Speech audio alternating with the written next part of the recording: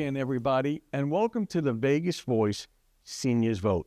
I'm Dan Roberts, publisher of the Vegas Voice, and our goal is to inform you of all the people running for elected office. We have a fantastic guest today, really quite unique, and that is Councilwoman Carrie Cox, Ward 3, City of Henderson.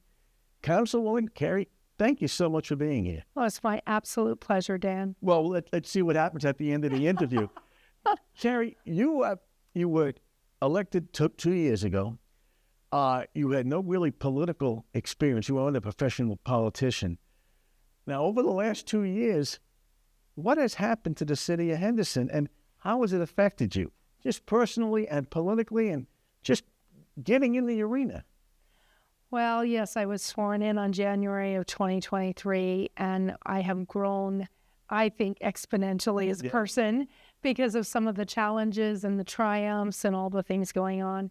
What's happened is that, I wasn't the choice of the mayor. I wasn't the choice. An opponent was her choice. And so I think what that has done is definitely made it difficult for her to see past kind of the loss that happened there and me winning and being able to treat me appropriately and professionally. And it makes me very sad.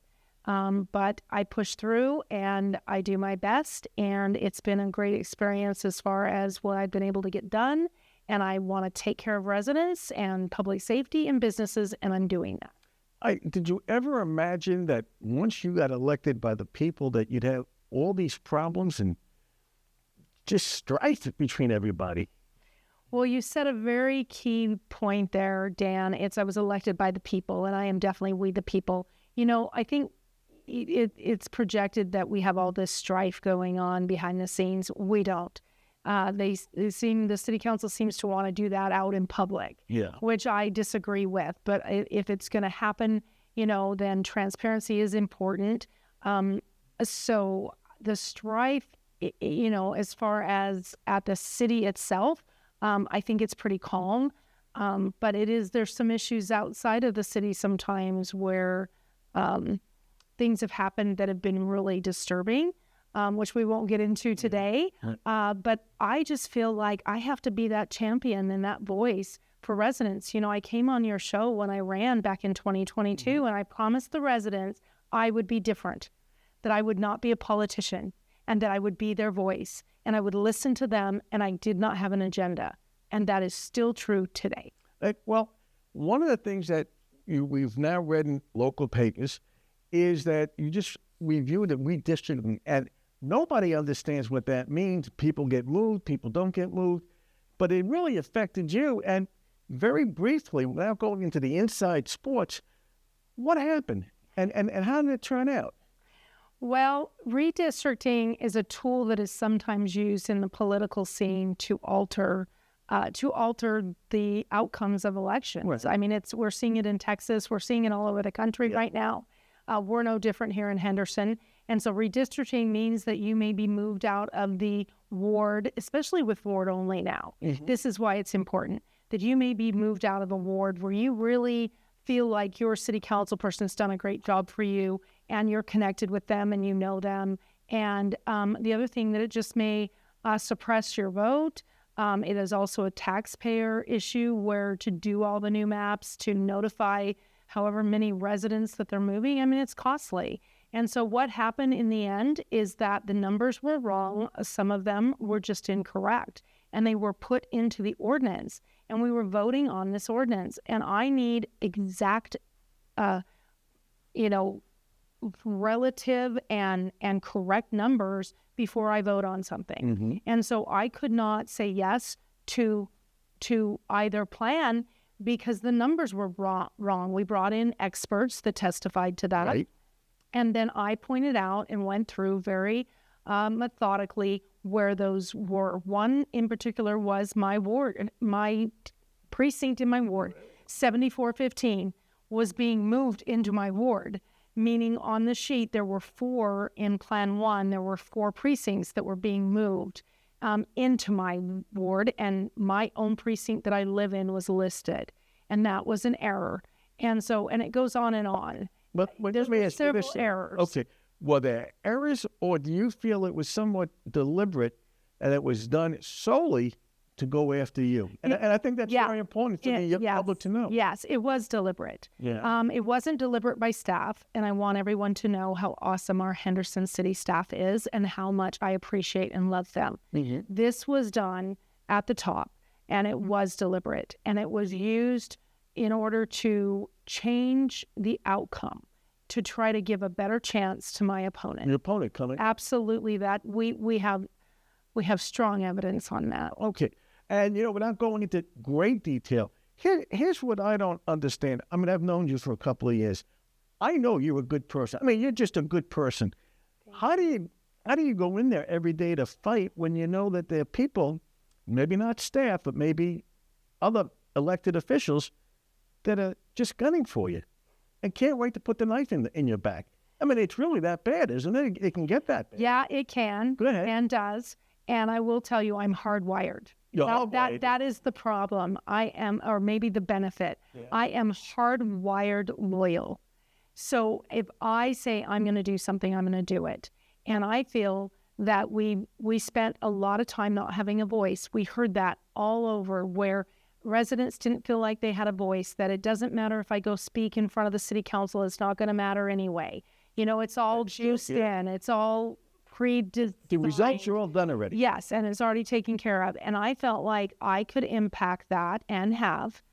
And because we're ward only, I did run at large, mm-hmm. and I did win at large. But so I do support all of Henderson, and our votes count. Like, we vote, and it affects all of Henderson. But I am Ward 3, and I felt like I could make a difference, so that residents could come to me and that I could help them resolve issues, and I have, and give them a voice. A trusted voice, someone that wasn't out to manipulate the system. And, based upon what you've heard from residents, from citizens, forget the other politicians, what are the main issues? What do residents really care about? I mean, they don't care about the fighting between the city council people, and they may not even know who the mayor is by name, but what are the main issues that you find? Well, before I address that really quick, I do need to say that, I'm standing up for residents. Mm-hmm. They're most important to me, my constituents, and that's what causes the problem, because that is not taken very well by the other council members, really. And so that's why I'm getting the pushback. I'm standing up for residents, public safety, and businesses. And so that's what matters to residents is the same thing. They want a safe community. They want their quality of life preserved and protected. And with what's going on, with all of the changes at the police department and things like that, we've got to continue moving the right direction so we can keep crime rates lower. I think crime rates are starting to go up again. I mean, so hopefully, and I don't have that current data, but I'm just saying we saw a decrease in crime. And now we're just hearing so much on Nextdoor and from residents that, oh my gosh, this happened and this happened, and they're fearful. And really, it really goes to perception of crime. It's not just even the crime rates that you look at. If people perceive that they're in danger, I mean, that causes a big, issue. Sure. So public safety is important. They want to make sure that our schools are taken care of. The charter school, we're now charter school authorizers, and we just approved our first charter school. Mm-hmm. That was important to me. I was part of all of that. And am proud to say that, we need choice. We need choices as parents and grandparents for where our children and grandchildren go. So that's important to people. Also, they just want transparency. That, I think, is the biggest word I hear from residents, is where is the transparency? A lot of what happened yesterday could have been avoided if we had been transparent with residents and transparent with me. Had I been briefed prior to the 3 weeks ago, the last city council meeting, I was briefed on the day. So what I'm saying is, if we know and we can work together and we can show transparency, I think that would help them. Wait, and now let me ask you this. After everything you've been through and everything that you're going to be facing in the next couple of months, why in God's name do you still want to do it? I care. Bottom line, I care. I love Henderson. I love the residents of Henderson. I have children here. I have grandchildren here. It matters to me. I appreciate the many amazing people we have in this city, and their needs have to come first.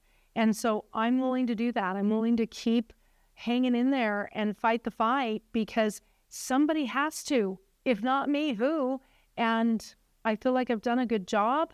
So I want to do it another 4 years. Like I said, either I admire you or I just wonder about. I think I'm crazy. Yeah. In the few seconds we have left, Carrie, if people want more information about you, they want to contribute to your campaign, they want to help out, how do they go about getting a hold of you? Well, they can go to check the box for carriecox.com, and there is a link on there to donate if you'd like to, but please feel free to visit it. If you ever have a question or you need me, I want you to call my personal cell phone, 702-306-3302. I'll be there for you. Sounds good. I wish you the best of luck. Thank you. Hopefully, we will have you back on again as we move closer. And this is Dan Roberts with Councilwoman Carrie Cox, Ward 3, City of Henderson, saying we'll see you next time. Thank you, Carrie. Thanks, Dan.